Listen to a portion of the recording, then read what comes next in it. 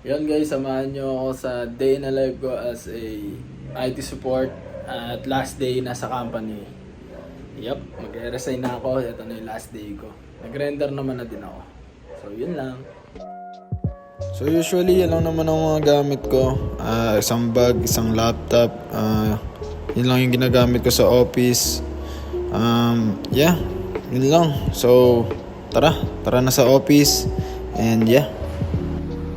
Yun, so nasa office na tayo. Nandito na tayo sa Malolos Tikay. So yan, ang ganda. Be assist bro. Maliwanag na maliwanag. And magta-time in lang ako. And tara na sa loob. At iniintay na tayo ng mga ating tropa. Ayan, so usually nandito yung aking station. Sa tapat ng dalawa kong tropang kaibigan sa Malolos. So ayan yung laptop ko. Ayan, si Ralph tulog. Tulog na tulog. Bago humapiaw sa calls. And yeah, yan, open ko lang yung laptop ko. Check lang muna tayo.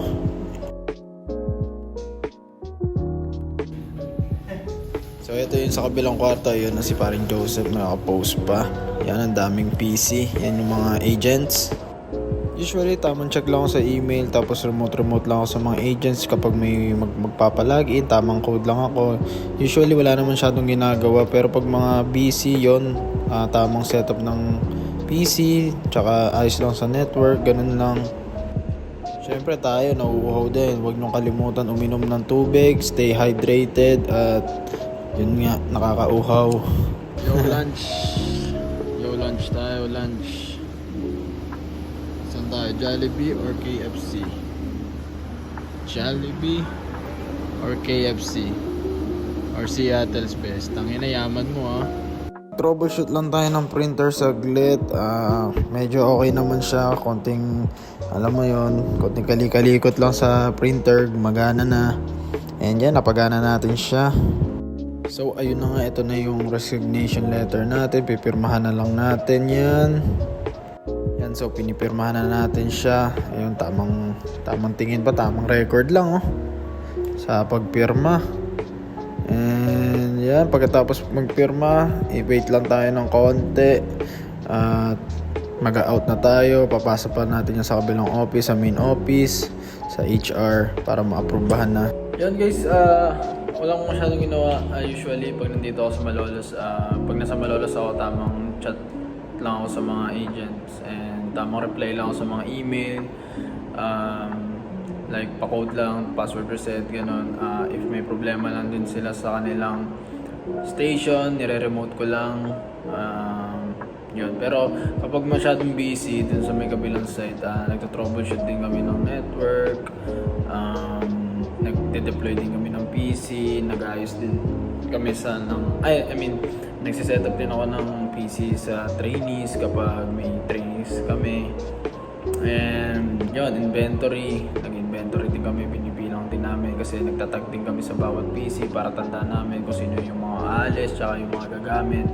And hindi ko na napakita dito kasi wala ako sa kabilang side, din lang masyadong busy. Pero pag nandito, solo lang kasi akong IT dito and konti lang din naman yung mga agents namin dito. So yun, hindi ko na napakita pero yun lang ang ginagawa namin. So, and nagtiticket. Nagre-reply din ako sa mga ticket kapag syempre may mga seating plan ng mga bago. Yun, tiniticket ng mga TL and makikita namin sa sa ticketing system na yun nga. And yun lang usually ginagawa ko dito kapag nasa onsite.